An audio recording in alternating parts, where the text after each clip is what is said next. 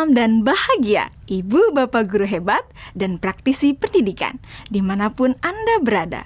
Kali ini, Ibu Bapak akan melihat contoh situasi pembelajaran di sebuah kelas tingkat sekolah dasar yang menerapkan pembelajaran berdiferensiasi. Mari kita saksikan bersama-sama.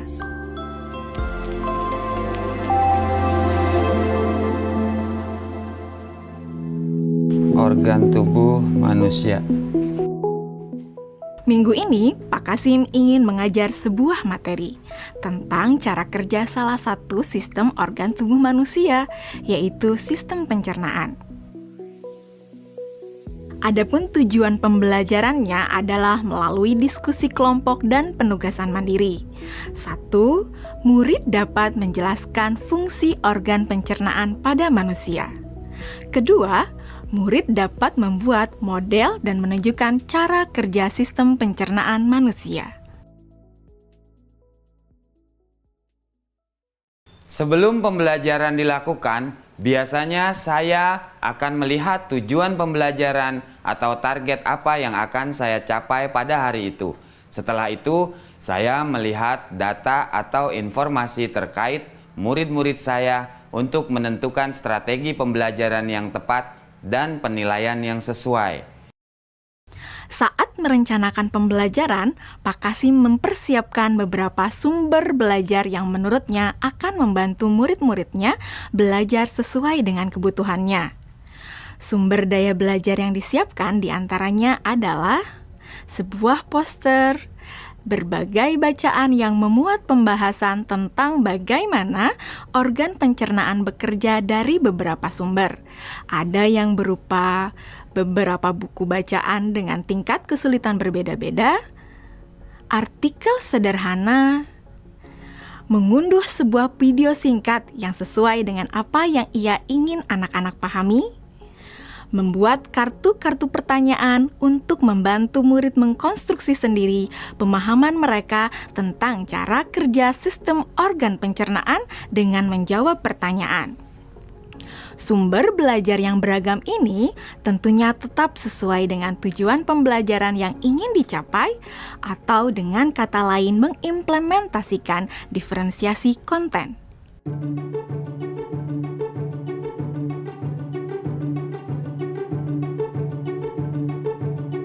Setelah semua sumber materi yang beragam disiapkan, saya mempersiapkan daftar kegiatan lengkap dengan instruksinya. Misalnya, membaca buku atau artikel dan lain sebagainya, mengamati poster, mendiskusikannya, dan kemudian membuat ringkasan untuk menunjukkan pemahaman tentang isi poster tersebut. Menjawab kartu-kartu pertanyaan. Aktivitas-aktivitas tersebut walaupun berbeda-beda, namun semuanya bertujuan agar murid memahami cara kerja sistem pencernaan. Assalamualaikum. Bagaimana kabar kalian? Waalaikumsalam. Baik, Pak. Hari ini kita akan mempelajari tentang sistem pencernaan manusia. Saya, Pak. Di awal pembelajaran, Pak Kasim memberikan penjelasan kepada semua murid yang ada di kelasnya tentang tujuan pembelajaran dan konsep kunci yang ia ingin anak-anak kuasai.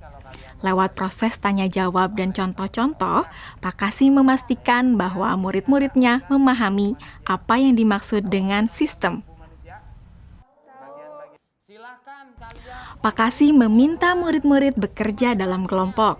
Untuk penugasan kali ini, Pak Kasim telah mengelompokkan murid berdasarkan tingkat kemampuan murid membaca.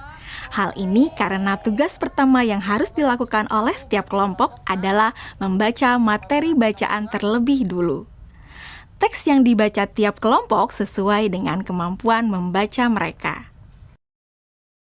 Selama proses murid melakukan kegiatan, saya mengobservasi dan memantau pemahaman murid-murid.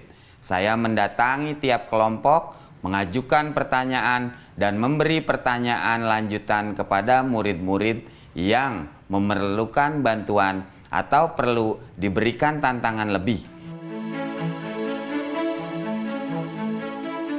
Saya juga membuat catatan-catatan penilaian selama proses ini.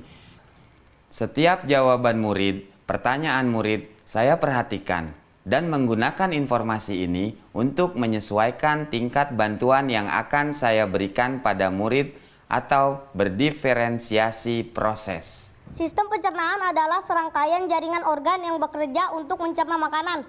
Organ pencernaan antara lain meliputi mulut, kerongkongan, lambung, usus kecil, usus besar, rektum, anus.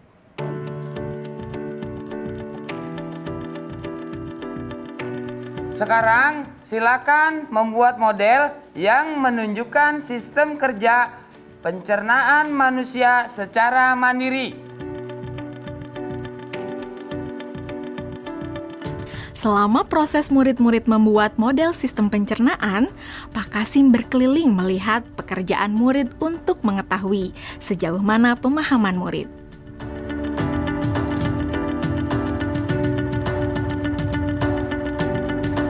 Di akhir pembelajaran, saya melakukan kegiatan refleksi, di mana refleksi tersebut digunakan untuk mengapresiasi murid, untuk mengetahui atau menilai sejauh mana pemahaman murid tentang topik yang sedang dipelajari, untuk mengetahui bagaimana perasaan murid-murid ketika melakukan proses pembelajaran. Agnes, Senang, Pak. Arjuna, Senang, Pak. dan tentunya semua ini dapat menjadi informasi bagi saya untuk mengembangkan proses pembelajaran selanjutnya. Ibu dan Bapak guru hebat, demikian video singkat salah satu contoh penerapan pembelajaran berdiferensiasi di jenjang sekolah dasar. Tetap semangat, Ibu dan Bapak guru hebat. Salam dan bahagia.